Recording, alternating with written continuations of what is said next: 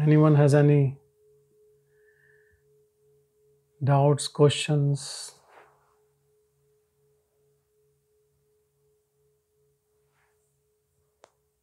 Yes, Robert. Thank you for asking for questions. Thank you, Robert. Had two behavioral questions to remind oneself of the efforts, daily efforts to remember oneself. And the first is, in Europe, we have a lot of beggars in the streets. So, and many migrants that have come from war areas. So the question is,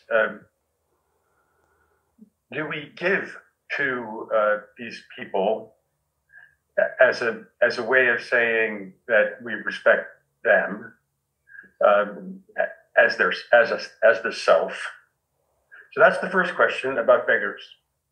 The second question is about the body, and how much do we want to worship this body with deodorants, perfumes, showering every day. So it has to do with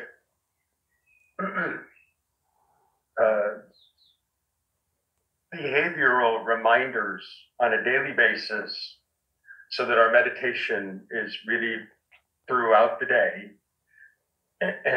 So those are the two topics, one having to do with beggars and the other having to do with worshiping the body through our own daily behaviors. Thank you. So the question of behavior, about beggar and behavior, two questions. So if you look into the beggars, when I go to India, I see beggars and beggars and beggars on the streets where the taxi or the car stops and they're asking money. And everyone says, even the taxi driver, don't give anything, don't give. They can work and don't give any money to them.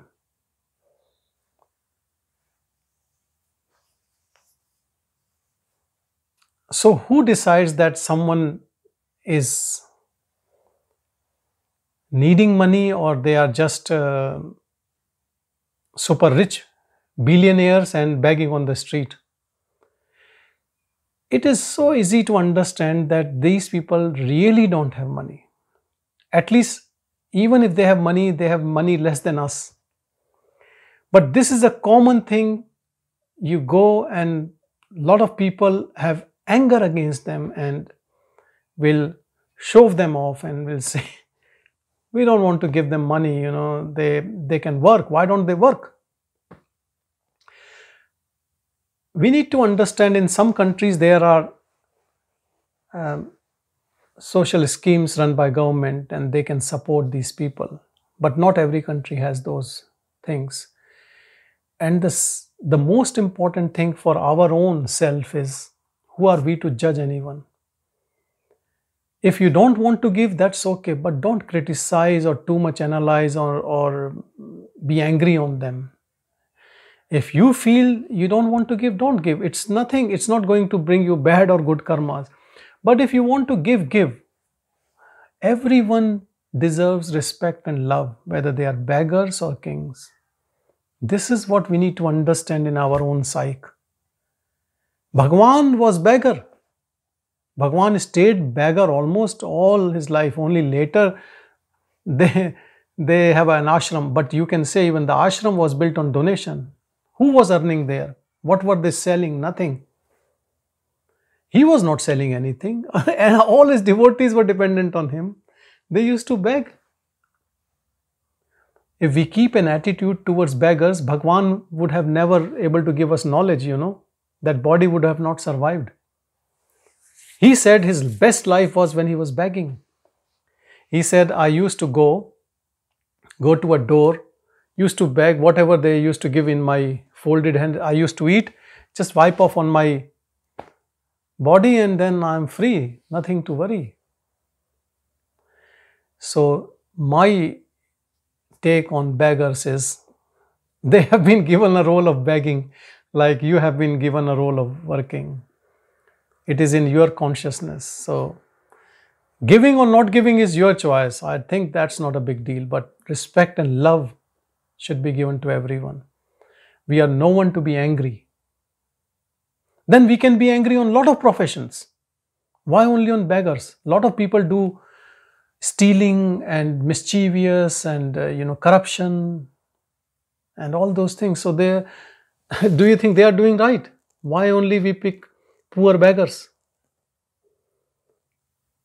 So this is what my take on beggars is, that you give or not give is not an issue, but at least give respect and love. It doesn't matter. They have been given this role. So that's okay.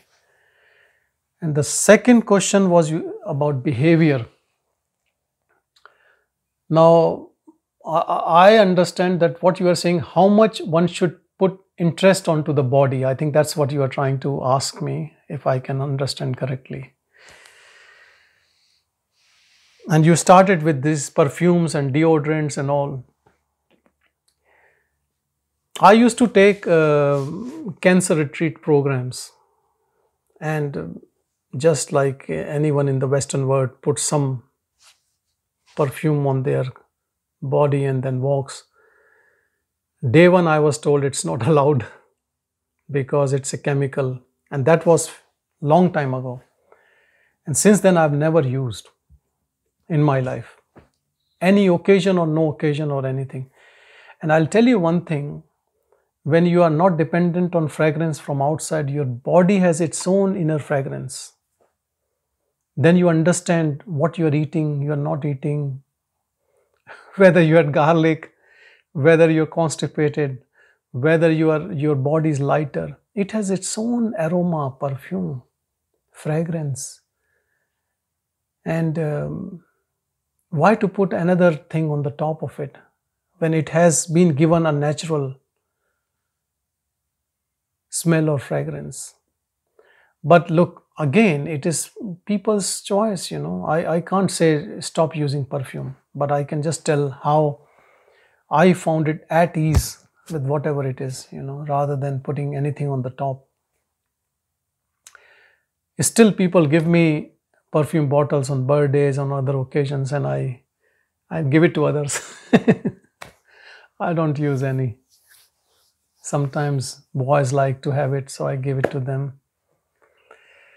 But apart from that, I would say one thing, that more you are always talking about a disease to the body, and my body should look like this, and looking into the mirror all the time, and that keeps your attraction to the body quite alive, isn't it? Yeah.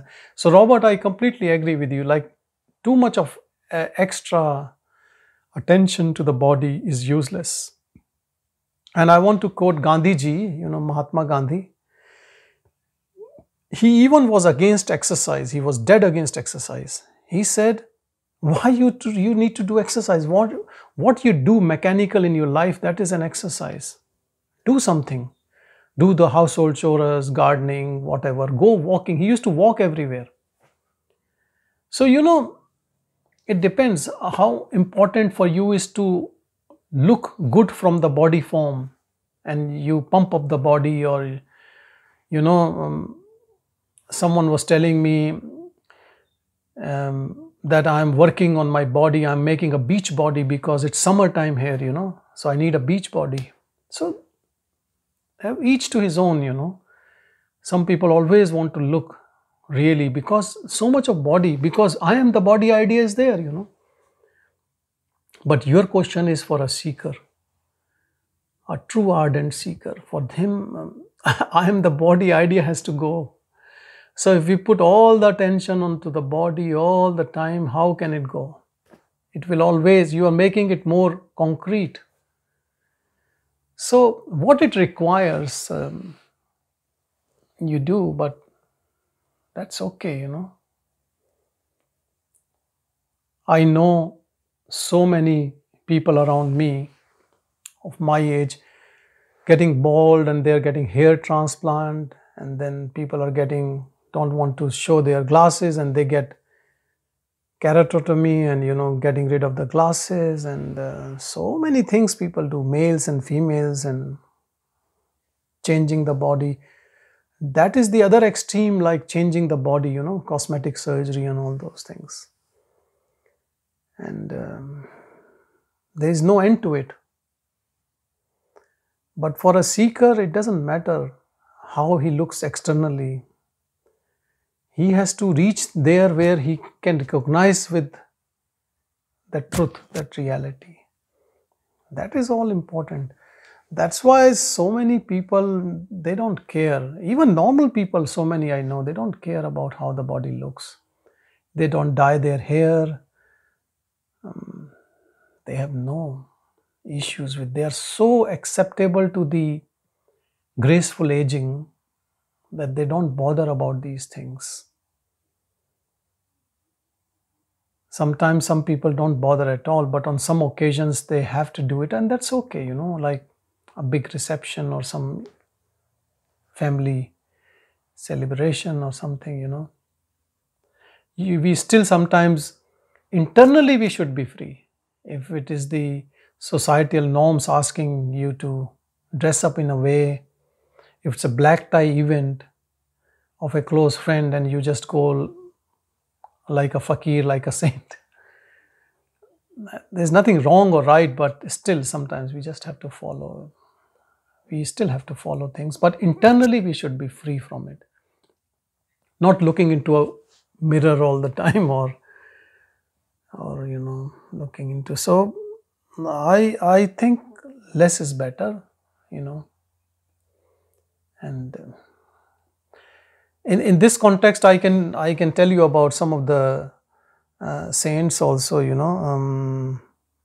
There was one Radha Baba in Gorakhpur, and he was suffering from a couple of ailments, and some devotees, they were doctors, they used to take the medicine and just throw it away. He said, if I have to die, I have to die. So that is the other extreme, you can say, not caring of the body at all. Like, if the body has to go, it has to go. I don't want to do any intervention. But then on the Bhagwan's, you can say he just took a middle path. If people wanted him to have a surgery, he didn't refuse. But he was never fond of all those potions and treatments of different kinds were given. If someone brings something they say is good for the body, then he used to distribute to everyone, that everyone should have it, and things like that. So the best we can learn is from the Jnani, the one who is already realized how much he is concerned about the body. When he used to walk on hill, there was one of his devotees walking with him, and a thorn went into the foot of that devotee, and Bhagwan stopped and helped him to get out of it. And then he noticed that Bhagwan had a thorn just after a few meters, and he wanted to take it out, and Bhagwan said no, and he said, no, I have to. And then he bent and saw there were already dozen of thorns already embedded. He said, you have never taken them out.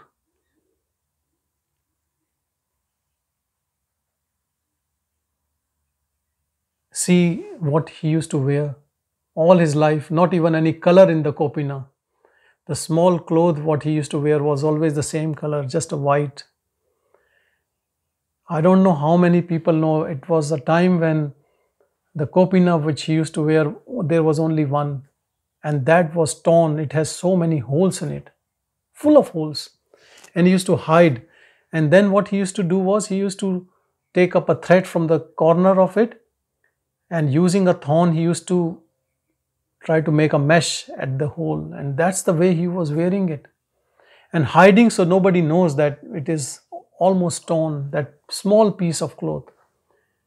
Anyone would have given to him. Somebody realized, and then they bought few for him. That was Bhagavan. Do you think he used to get up in the morning and used to go to gym or exercise? Or looking for having nuts first and then having warm water and then having a soup and then deciding to do nothing. Whatever comes, a beggar has no choice. Whatever comes, if you see, sometimes they are starving, sometimes people make fun of beggars. I'll tell you this.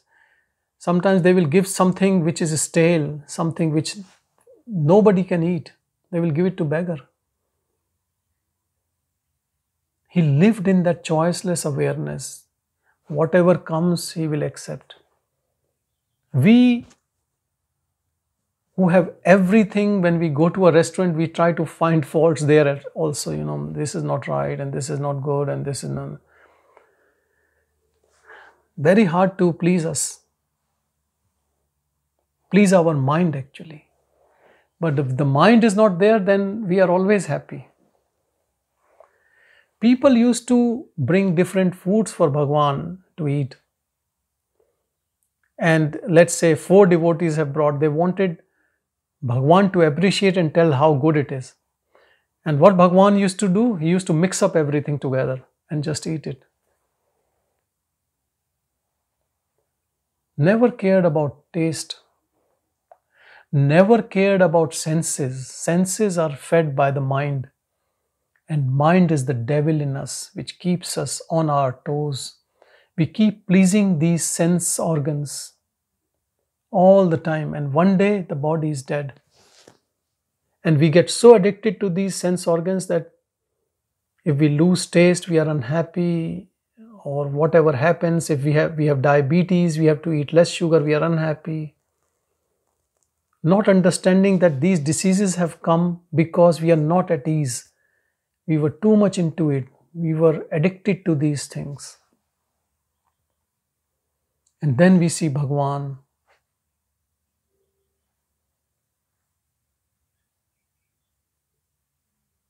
who neglected his body for first few years, complete neglect.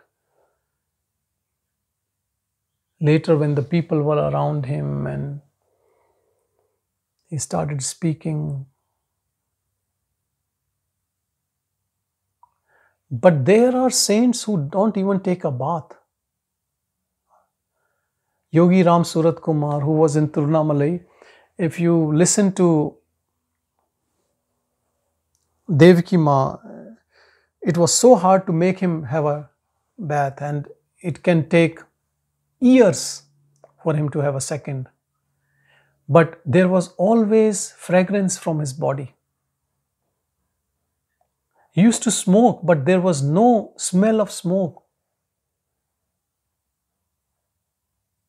They say saints who don't take a bath, it is the air which gives the bath to the body. It's all purified.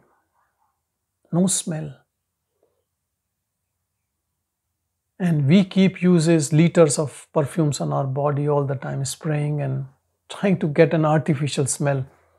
It's like you buy a rose, paper rose, and you try to put a smell on it and then say it's nice. It's like that. We all have a natural, beautiful fragrance. Abide in self and that fragrance will come. It is so easy. Then you don't have to buy fragrance from outside. Self has its own fragrance, self-effulgent.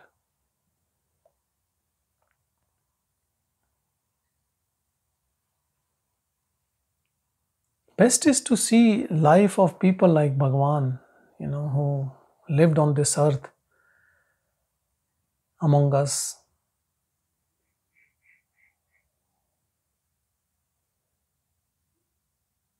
And also devotees around him. See all the devotees. They all lived very simple life. Even the devotees now around him, you see what they dress up. If people have gone to Ramana Ashram, spoken to people, How simple they are. See David Godman, simplicity at the peak. Or Michael Heiberger, and so many. Look, I don't know the name of people, but all of them, you go there.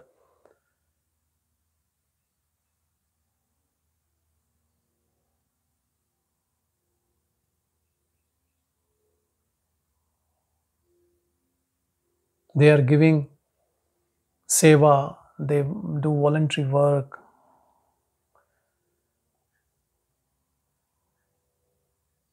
And everyone working behind the screen, behind the scene, not for any name, fame, nothing.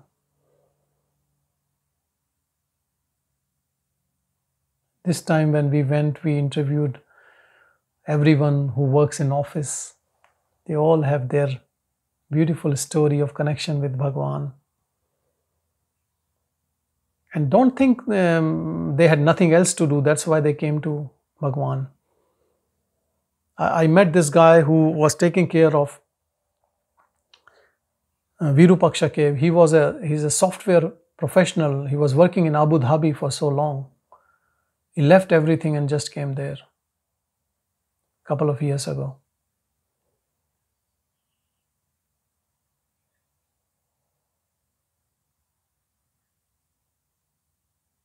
We don't know. They belong to affluent families. They are qualified. They are educated. Actually, they are really educated. That's why they are there. They know where to be. And very simplified life.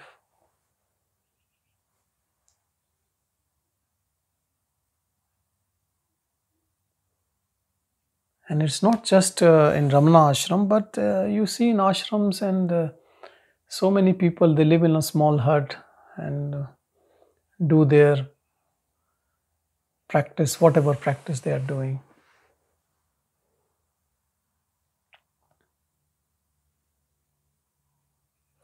These are two extreme, two opposite,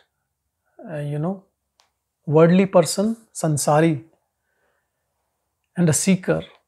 You can't mix two. Sometimes a seeker might look that if he's doing the same type of profession, living in the same people, but he's living but not living there. Because Bhagavan says you don't have to leave anything, you just have to leave your ego, that's all. Leave your ego and you can live anywhere. And you take your ego and you can't even live in an ashram. You will have problems there, There are stories, even in Bhagavan time, someone comes and they think the food is not right, or there are mosquitoes and this and that, and they complain and they run away.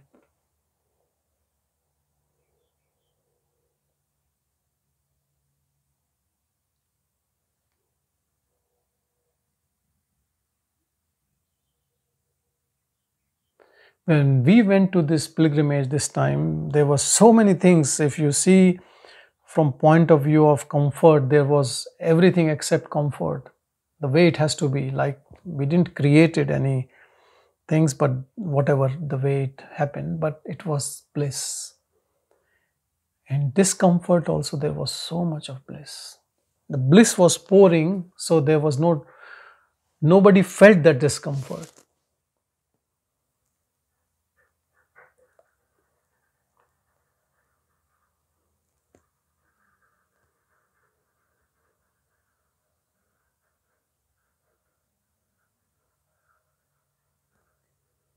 And we don't have to go extreme. If you are used to wear any type of clothes, that's okay. It doesn't matter.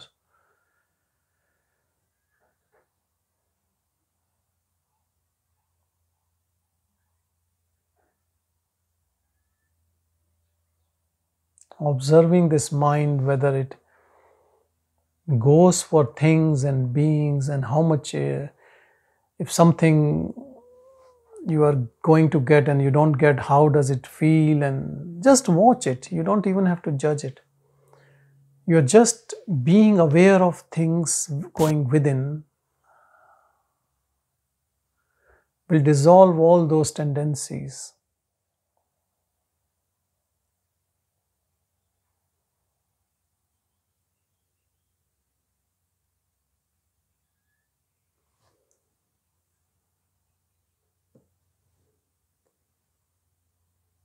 Hello, Walter.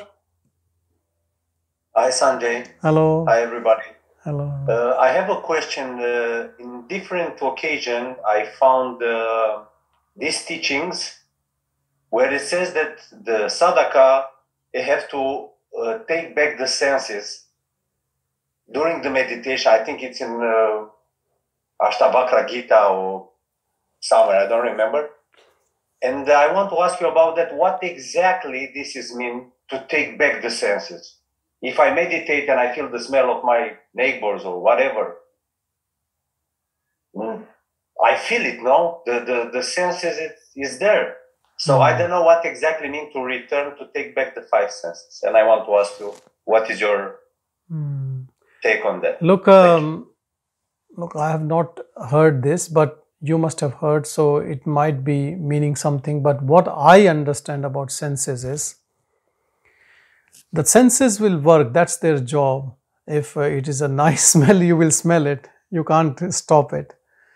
If there's a nice touch, it will feel touch. Whatever it is, you will feel it. But you can feel it, you know it, but you don't have to drown in it, or you don't have to go with it. And this is the biggest difference. This is the huge difference. I can talk about the touch. How your touch to a body can be very different. Even the opposite sex or whatever sex attracts you, your touch can be just a pure love, or it could be a sexual touch. And you can understand what I'm trying to say, you know. And that is the difference, you know. That is the difference in everything. Everything. You see something beautiful, it could be an opposite sex or what attracts, and the way you see can be different, isn't it? You can just see it for seeing, for appreciating, but then there can be a seeing in which there is lust. That is the difference. So the same senses are there, but the way you use or you indulge or you interact with the senses, that is the difference. Act can be same. You can still hug a female body, but your hug can be different, you know. It could be just a pure love, not because of lust. And same is your vision, same is your hearing, same is your touch. All these senses you can use in a neutral way, in a witness mode, in an uninvolved mode. But on the other hand, you can be completely indulged in it. And the biggest thing is that when that thing has moved, you feel like you want it, you know, whatever thing it is. Whether it is food, whether it is smell, whether it is touch, whether it's seeing. And how you see it in the first instance also, you know. Anyone can make it out. How a person reacts or sees things when they are attractive in vicinity. And this is what it is to be in that self and witnessing all these activities from that. It is not the act, but the intention behind the act which is more important, how you take these things. There is a beautiful story about Krishna, and this was about people, I think some females who were crossing the river or something like that. I don't remember completely, but it was flooded and they couldn't cross. And Krishna said, if I have never had any lust for anything, it should dry up. And it dried up, and people were, you can say, Krishna had 1000 queens. And he's saying, if I have no lust, then it will dry up. And it dried up. So that means you can still have a queen, you can still have things, but you are without lust. So that means it's possible for all of us also to work towards that.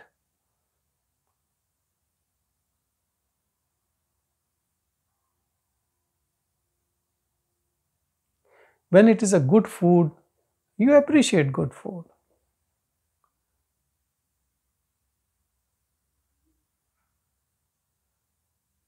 But you don't eat too much, then you are bloating and then can't even sleep at night. So for anything and everything, this applies. And once our inner eye of wisdom is opened, then all these sense organs, senses, they take command from there. And I have to say, even people having an ego are not bad people. So many are so simple and so good and kind-hearted. They do everything in moderation, and you can see from their eyes and their actions. I have no doubt about it. Most of the people are very, very good. But then it is a different thing when you are in witness mode, that you are just watching and you are not even trying to judge or analyze how the senses, because senses now takes command from you. They stay in a perfect order.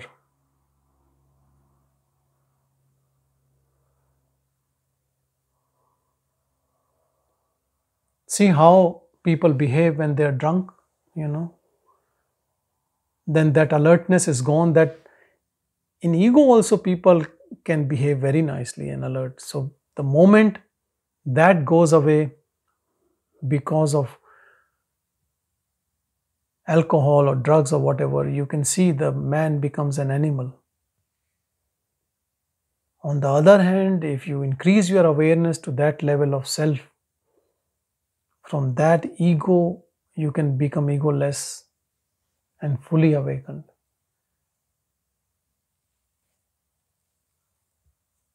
And perhaps this is the only reason why alcohol and all these drugs are not considered good, who are seen as depressants.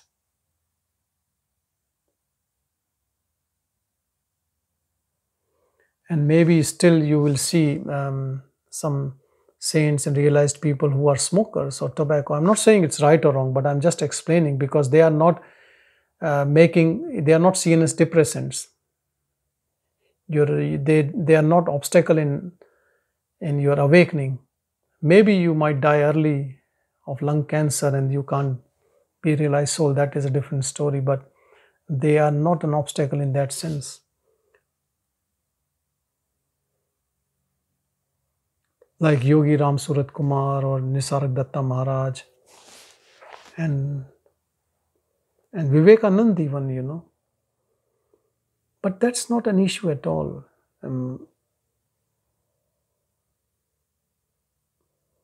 See how things are unfolding. If our attention is on self, it gives a beautiful, blissful feeling all the time.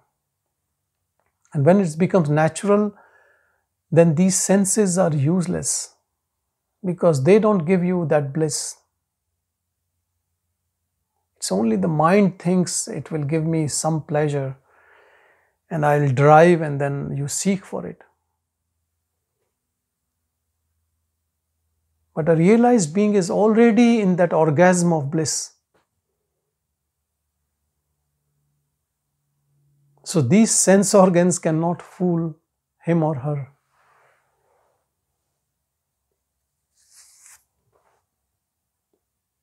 That is why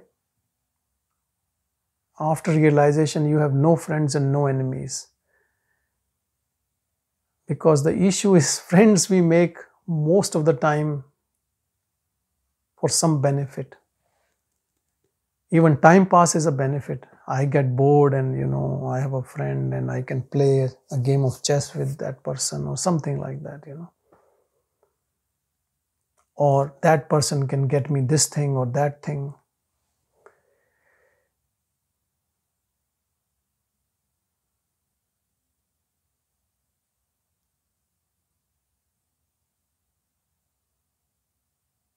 keeping attention on self, being aware of self.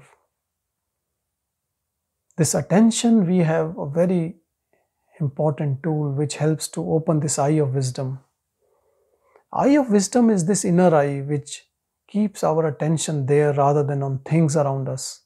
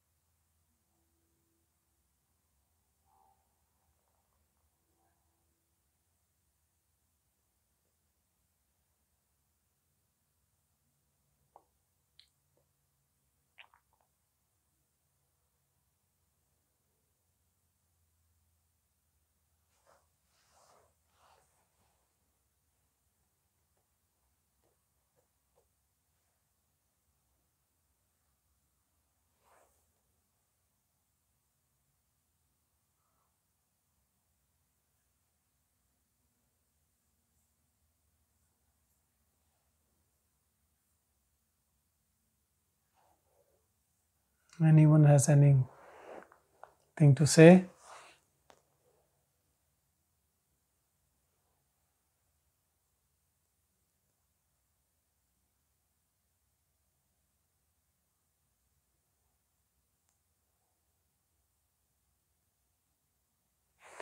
One thing I want to say about this practice is that this practice is not boring, and it is not any big effort also. Once you get knack of it, once you understand and it's giving you this peaceful silence, practice becomes multifold. It is only, I think, maybe in first few weeks of this but you have to pass that stage. You have to get rid of that obstacle.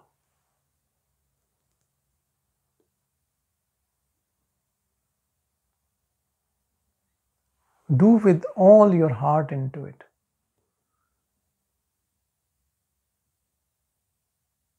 And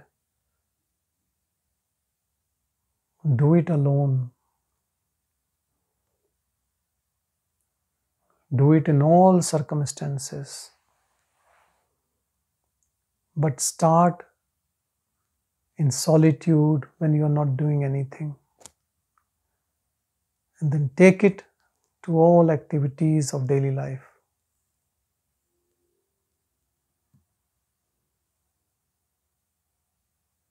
Usha, you want to say something?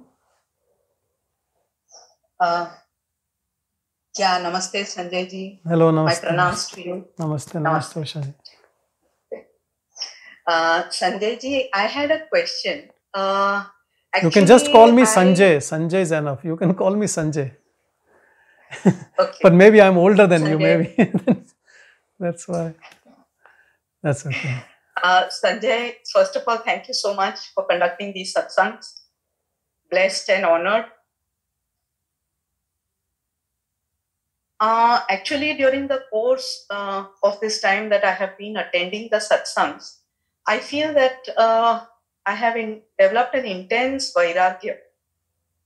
So much so that I find it difficult to connect with people in a normal way.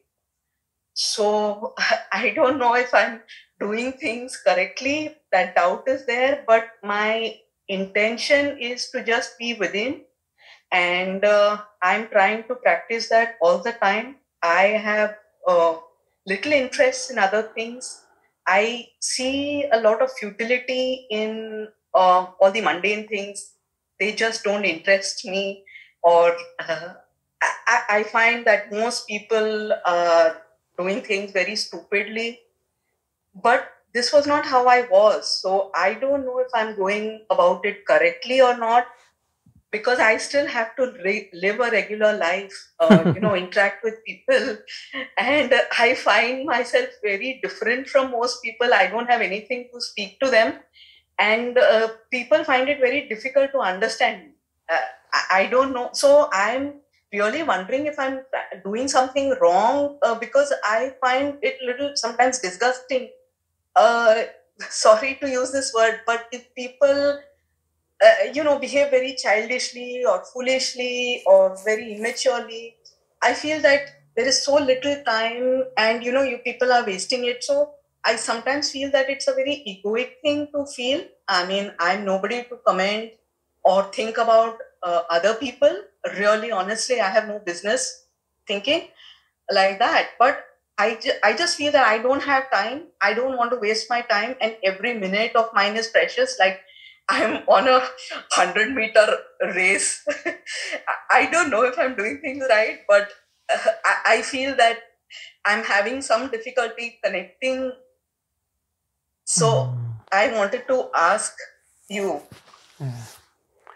No, it is a very valid question, Ushaji, and I have to say almost everyone goes through exactly what you are experiencing, almost everyone.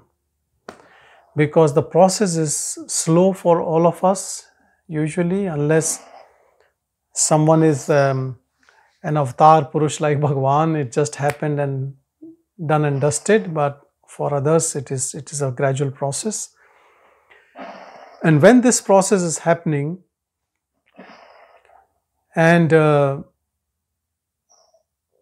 Vairagya is part and parcel of it. Without this, how can you detach and you have to attach to the self? So both processes are happening simultaneously.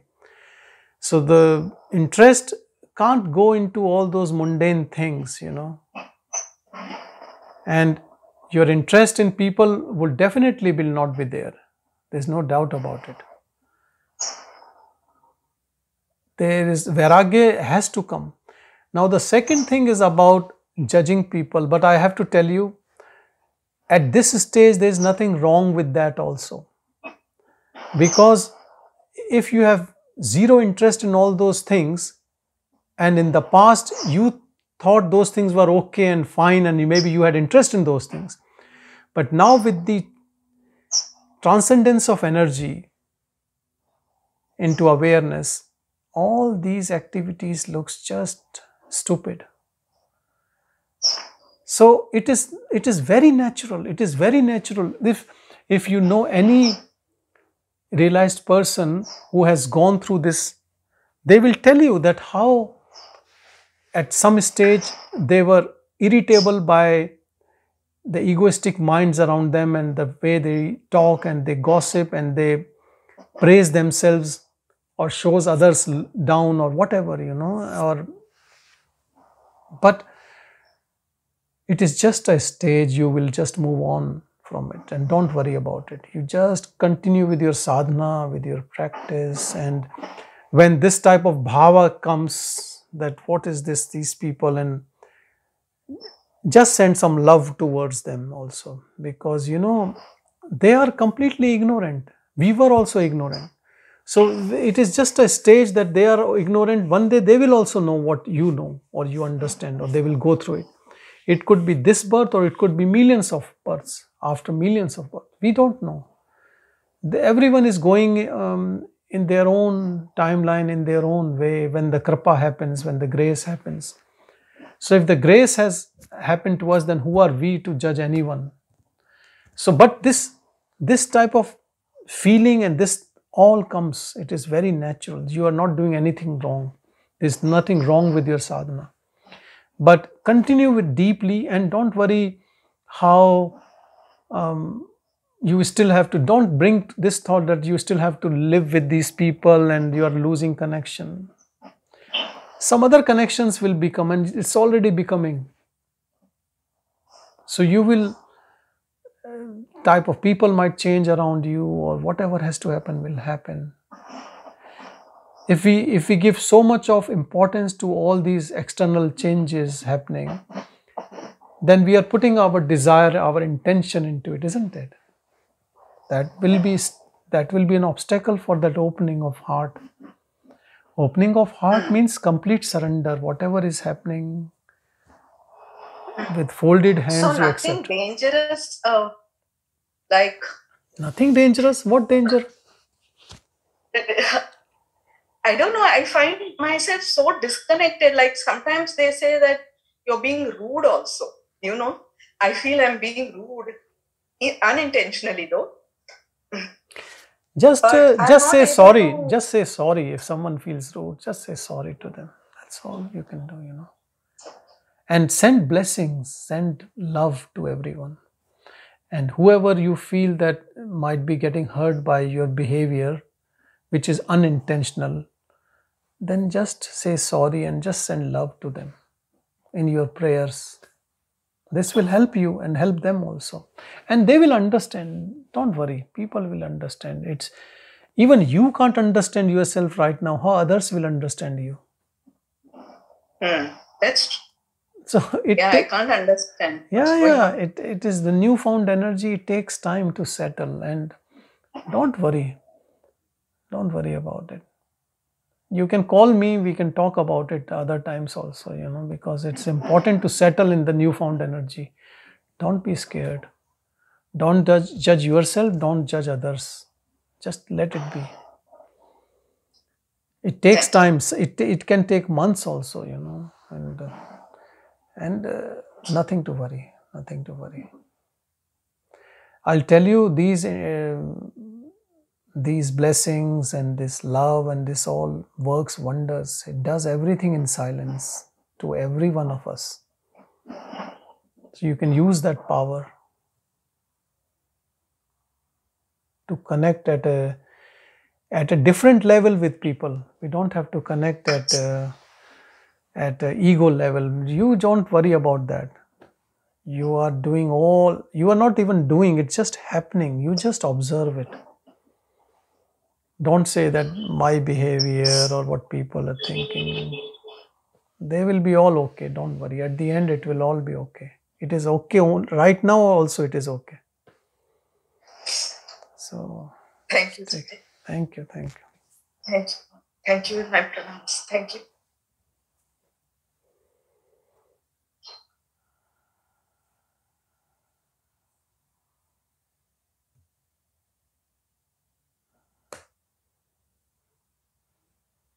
Dipali? Yes, 1 minute. I'm also going through the same problem.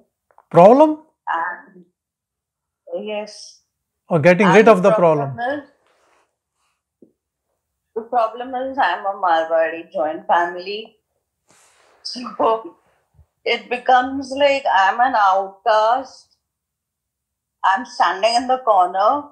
I really don't know what to talk, how to get involved. You can talk here.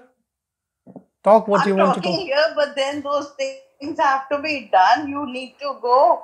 And I really avoid going, but can't help it. And seriously, they find me an outsider myself. I'm told you don't talk, you are arrogant, you are...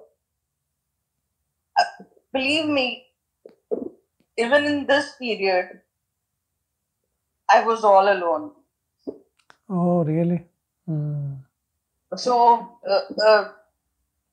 I cannot explain it to anybody. Nobody understands. So, I understand. We all understand. That's the reason I'm here. Thank you. Thanks a lot. No, but this, really... I've become so quiet. I've become more quiet and withdrawn. And though Ramana has given me lot of strength I got,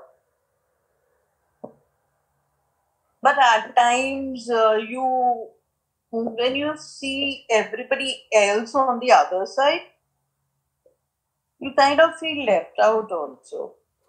Don't worry, it is your mind trying to pull you again into your ego mode, fear of missing out. Yeah, Or, not missing out, like left out. Like, you know. That's okay. You know, if you see Kabir, what Kabir has said, that there is a herd of sheep, but the lion walks alone. And he said that's the same fakir, the sant, he walks alone only. He's not, there's no jamaat, it's not like a bheed, it is not a crowd, he's not in the crowd, he's already outside the crowd. Don't think crowd has left you, you have left the crowd. Don't, that's okay. I know this, all this comes, but let it be. Whatever people think, they are allowed to, at least they are allowed to feel whatever they feel about you or others. They have a mind. Let them use it. But please, you stop using it. Don't give it any form which can bring you guilt or bring you proud also, you know. Because we are not higher or lower, we are nothing.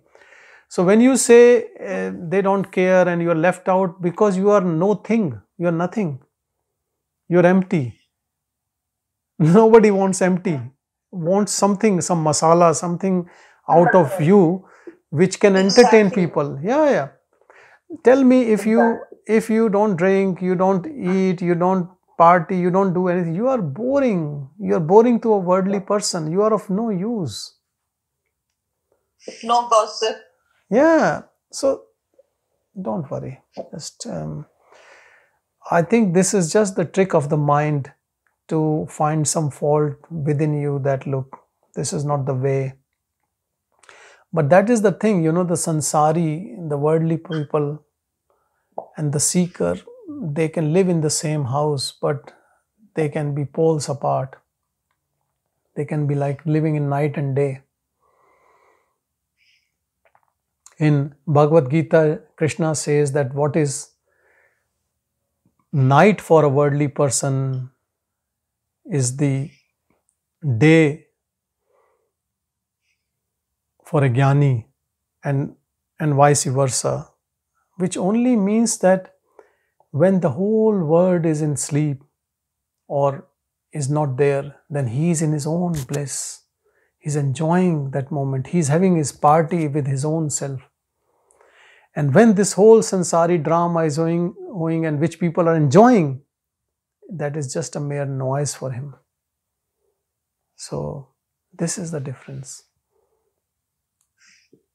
So just take it easy. Don't worry. Stay in your... I read a saying of Ramana that don't waste time thinking about the people, what they're talking about you, because if they had any sense, they would be working on themselves and not talking about. Very true. Yeah, very true. And look, I will say, don't waste any time in thinking. Not thinking about them or that or this and that. But then it has been there for like, thank you. Thank you.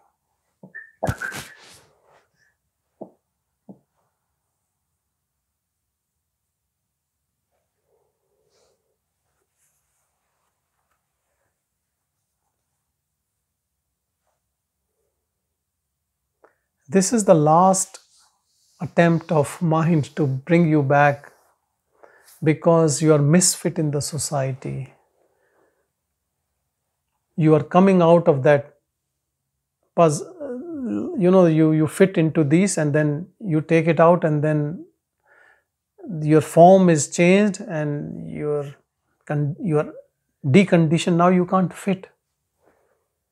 Definitely you can't fit. That's why you can't have another birth, because you will be misfit.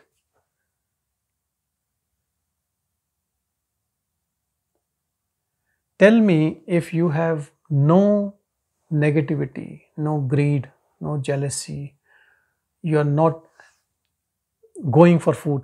Even if in Hinduism they say that you go through 840,000 different forms, plant, animal, bird, rock, and then human being, birth as a human. To get those births, you have to have some type of vasana, or something about too much of indulgence in something, so you can fulfill those desires in those different types of forms. But if you have nothing, then you are misfit, then you can't get a body and you are free. If you are free now, you will be free ever. And this is the real freedom. And freedom has its own price in a way. So if we think we are attached to these people who don't, one day they will all be gone. Let's say you get realization and everyone around you also love you, hug you, and it starts. But then for how long? When in 100 years you will be dead, or they will be dead, or everyone will be dead. So this type of what you are having a small time in transaction with people around you, and if they are not with you as they were before, how does it matter? Anyway, they will leave you or you will leave them. How does it matter? But it matters to know the self. And knowing the self, I'm 100% sure you will never be having any bad behavior with anyone, because you are beyond behavior. You have given up your behavior. There can only be love. Once you firmly establish in self, you are pure love, whether it's a stranger or your family member.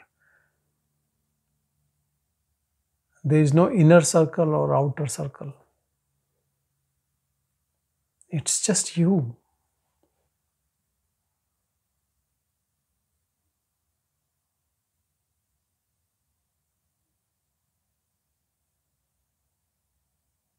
These small things which comes and sometimes makes us feel that is it right or is it wrong? Who is asking this? This is only the ego which is still trying to question that opening. While it has no clue, but it questions because it's seeing there is a big shift is happening. Have faith in this shift. Trust in it. And as I said, if you think your behavior is hurting anyone in spite of you not doing anything, you can say sorry. And you can pray for that person. That's all we can do. Even Bhagavan Ramana Maharshi could not please everyone. Even a person like that had enemies. They wanted to kill him. There was a sadhu who used to throw big rocks on him, boulders. And then there was someone who gave poison, so his all gums were black. And I don't know about, so many people might have done so many things to him. Someone brought him up to court,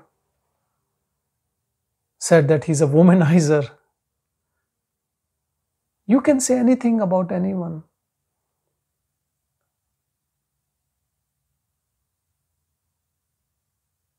And the thing was that he never spoke about any of those people till they were alive. He only told all those things, or people knew those things. Only when they were dead he spoke about those things. And not that too in any venomous language, he just told the incidents. So don't worry how people behave. They can behave like this with saints, then they can behave with anyone. At least we all know the story of Jesus, so I don't think we are in that as big problem as Jesus. And some people are leaving you and you are outcast. And take it as a blessing to go deeper into your practice sadhana. Nobody is disturbing. It's good. You are so fortunate. It is the blessing of divine for you that everyone has left you. Now you can practice.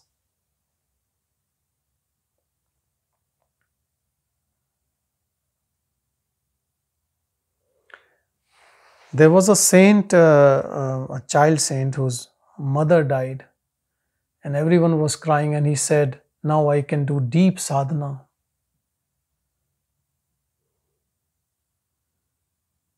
So you even how you take a tragedy.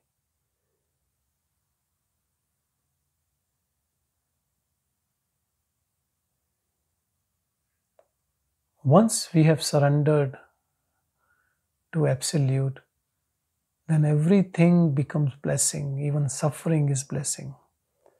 Because suffering to whom? To ego. That means you don't want to be in that ego mode because there is suffering there. So what will you do? You will recede from it and abide in yourself.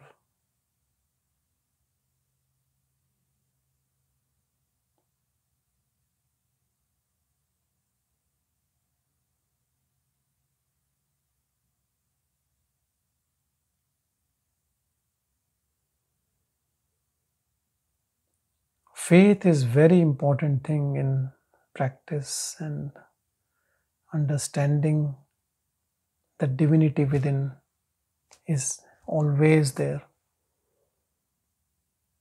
And no amount of sacrifice is big.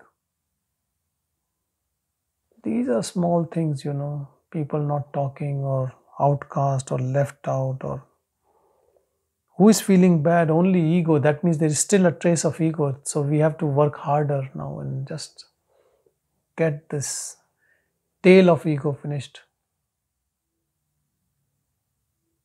See where all these saints live, in caves. People have not left them. They have left people. They have left the world. Without anything, they are in their blissful self, living in caves in Himalayas.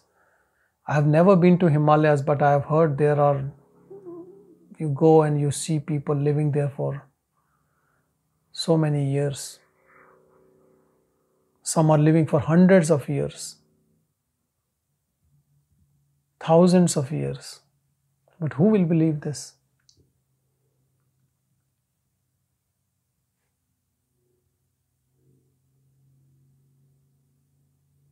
Connect with that source where you are everything.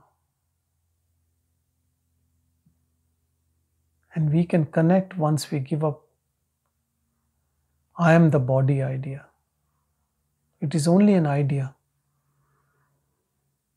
And this I am the body idea then becomes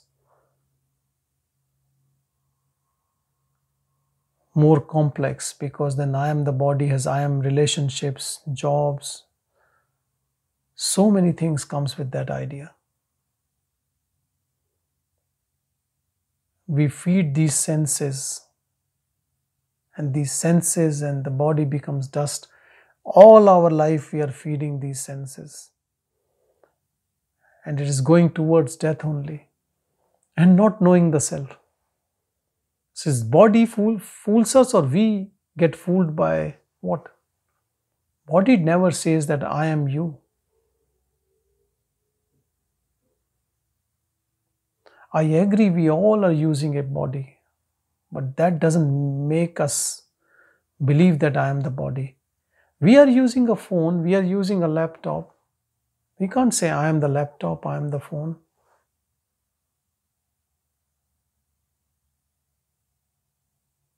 Some people have a car or a bicycle or whatever. Something happens to their car, they get badly hurt. I've seen it. You might have seen it. That's not even their body. Even a fool can tell that car is not your body. But people get badly hurt.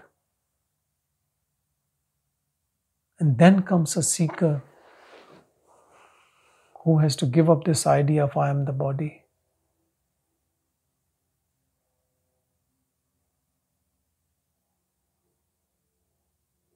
The moment we realize truth, we are always free, whether the body stays or goes away.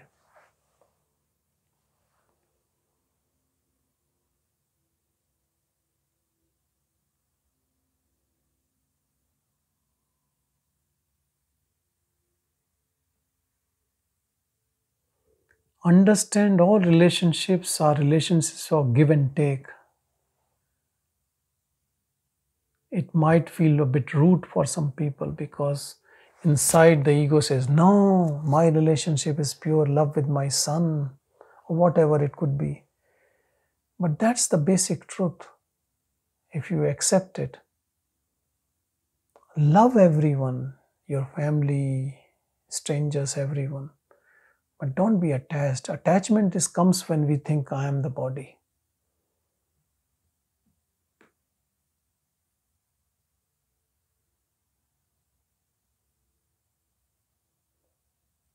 When we are outcasted, when we are left alone, we have more time to go deeper into our own awareness. Establish ourselves firmly.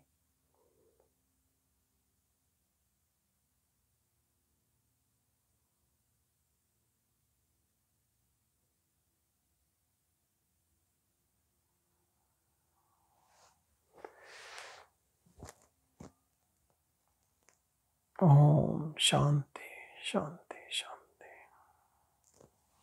Thank you, thank you, thank you. Thank you, everyone.